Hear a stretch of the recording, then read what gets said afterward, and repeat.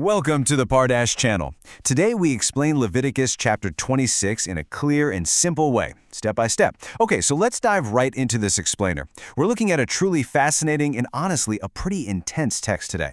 We're going to unpack its literal meaning, going verse by verse to discover exactly what was laid out for the ancient Israelites. To make this dense chapter totally manageable, we'll follow a clear roadmap. We'll start with the context of Leviticus 26, then look at the promises of blessing, followed by the consequences of disobedience, the exile and the land's Sabbath, repentance and the covenant, and finally wrap up with some practical lessons and takeaways. Basically, we're moving chronologically right through the text. So, starting with part 1, the context of Leviticus 26. Before getting into the specific rules and outcomes, we need to quickly establish exactly where we are in the biblical story. If we jump to the very last verse of this chapter, verse 46, it literally anchors us geographically. It states, "These are the decrees, the laws, and the regulations that the Lord established on Mount Sinai between himself and the Israelites through Moses." Right, so we are at Mount Sinai. Moses is laying out the ultimate, massive if-then scenario for the people's future in the Promised Land. It's the grand conditional agreement setting up the framework for their whole society moving forward. Actually, to set the stage for all this, the chapter begins in verses 1 and 2 with a really firm reminder.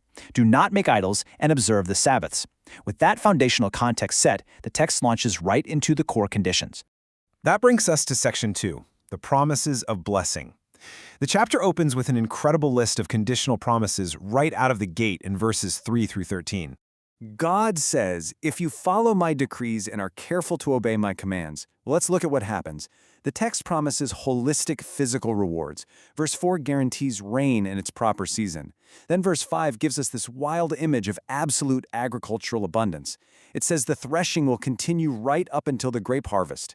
And that grape harvest will keep going until planting time. You'll literally have so much food you won't know what to do with it. Verse 6 promises pure peace in the land. You'll lie down and no one will make you afraid, and savage beasts will be completely removed. Then verses 7 and 8 guarantee overwhelming military success. It says just 5 of you will chase 100, and 100 of you will chase 10,000. And it gets even better in verses 9 and 10. God promises to make them fruitful and multiply them. The harvest will be so massive, you'll actually have to clear out the old grain just to make room for the new harvest. But the real climax of these blessings arrives in verses 11 and 12. The text says, I will put my dwelling place among you. I will walk among you and be your God, and you will be my people. It's incredible because the greatest blessing here isn't just the material wealth or the military security, it's the direct, enduring presence and relationship with the divine right there in the camp. Verse 13 caps all this off by reminding them of the Exodus, asserting that God brought them out of Egypt so they wouldn't be slaves anymore, literally breaking the bars of their yoke so they could walk with their heads held high. Moving to section 3, consequences of disobedience. Here in verse 14, the text takes a really sharp turn. It says, "But if you will not listen to me and carry out all these commands," now we enter the severe consequences of breaking this covenant. Verses 14 through 39 establish a stark binary. While verses 3 through 13 showed us that obedience brings vibrant life and divine security, starting in verse 14 all the way through verse 39, we see that disobedience triggers a terrifying, escalating series of disasters. It's a strict system of cause and effect. Verses 14 and 15 outline the core offense here: rejecting the decrees, abhorring the laws, and just breaking the covenant entirely. Now, a completely crucial phrase pops up in this punishment section, repeated 4 distinct times, 7 times over. You see it in verse 18, 21, 24, and 28. God says, "If after all this you will not listen to me, I will punish you for your sins 7 times over." What this tells us is that if the people remain stubborn, the discipline isn't static, it compounds exponentially. It's like a snowball effect of consequences. We can actually map a chronological progression to these warnings. Stage 1, in verses 16 and 17, brings sudden terror, wasting diseases, and severe fevers that will destroy their sight and drain their life away. Plus, enemies will eat their crops. If they still don't listen, we hit stage 2, severe drought, in verses 18 through 20. If they remain hostile, stage 3, in verses 21 and 22, brings wild animals that rob them of their children, destroy cattle, and leave the roads totally deserted. Still resisting, stage 4 in verses 23 through 26 brings a sword of vengeance. When they retreat inside their walled cities for safety, plague strikes them there, and they're handed over to the enemy. And finally, stage 5 in verses 27 through 33. This is total societal collapse, unimaginable famine, destruction of their incense altars, and ultimate exile from the land.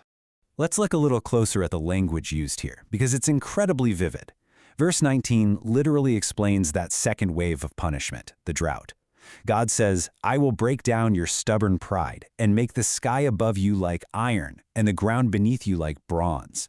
The environment itself completely turns against them. The soil will yield absolutely nothing. All your strength will be spent in vain. To put into perspective just how severe the scarcity becomes by the fourth stage of rebellion, the text uses a very specific, shocking detail. Verse 26 notes that when the food supply is cut off, 10 women will be forced to bake their bread in a single oven. Think about that. They won't even have enough dough or fuel for individual ovens. The text says they will dole out the bread by weight. You'll eat, but you won't be satisfied. Which brings us to section 4, exile and the land Sabbath. This compounding disobedience builds to an absolute climax. The ultimate consequence is the physical removal of the people. Verses 32 and 33 state that God will lay waste to the land, so much so that their enemies who move there will be appalled by it, and the Israelites will be scattered. But the literal mechanism of this exile, described in verses 34 and 35, is fascinating. It says, "Then the land will enjoy its Sabbath years all the time that it lies desolate and you are in the country of your enemies." Basically, because the people refuse to let the land rest due to greed or disobedience, the land will violently take its owed Sabbaths by force while they're banished. And what happens to the survivors who go into exile? Verse 36 describes a horrific psychological toll. It says, "As for those of you who are left, I will make their hearts so fearful in the lands of their enemies that the sound of a wind-blown leaf will put them to flight." Absolute paranoia completely replaces that perfect peace they were promised back in verse 6. Verses 37 through 39 add that they'll stumble over one another as if fleeing from a sword, even when no one is chasing them. They will waste away in foreign lands because of their sins. Now for section 5, repentance and the covenant. I know it sounds incredibly bleak right now, but verse 40 offers a profound turning point in the narrative. But if they will confess their sins and the sins of their fathers, their treachery against me, this proves the exile isn't the final word. Verse 41 uses a very specific phrase. It states that their uncircumcised hearts must be humbled. In the literal context, the Peshat, this is a metaphor for extreme human stubbornness. They have this thick layer of pride making them completely resistant to accountability. That pride has to be stripped away. They must admit their treachery and accept their discipline. And notice the huge emotional shift right here in verse 42. God says, "I will remember my covenant with Jacob, and my covenant with Isaac, and my covenant with Abraham, and I will remember the land." God's memory of the ancient ancestral promise literally overrides even the most severe human failures of the present generation. Verse 43 reminds us again that the land will be enjoying its Sabbaths, while it lies desolate, paying the required price for their rejection of the laws. But this perfectly illustrates the dynamic of verse 44. Despite the people actively destroying the agreement, God makes a definitive statement.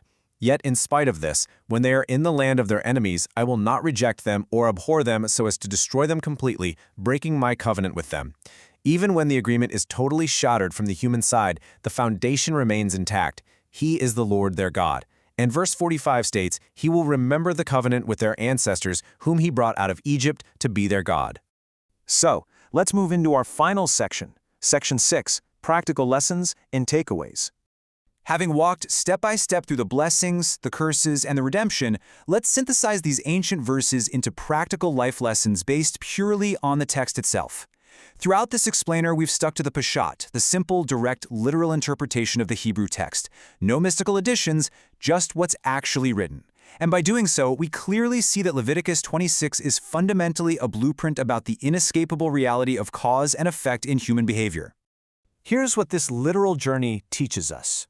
First, actions have compounding consequences. Ignoring warnings like that 7 times over multiplier only exponentially multiplies the pain. Second, a stubborn, uncircumcised heart blocks progress completely. Third, accountability is simply unavoidable. Even the land demands its due rest. But finally, and absolutely most importantly, restoration is always possible. The most crucial takeaway from verse 40 is the sheer restorative power of admitting fault. The very second the people drop their hostility and confess their treachery, that ancient, protective covenant of Abraham, Isaac, and Jacob is activated again. Genuine humility immediately halts the cycle of destruction. So I want to leave you with this thought to consider. If our actions carry compounding consequences, how do the principles of accountability and enduring promises apply to your own personal history? Thank you for learning with us. If this helped you understand the chapter better, like, subscribe, and join us for the next chapter.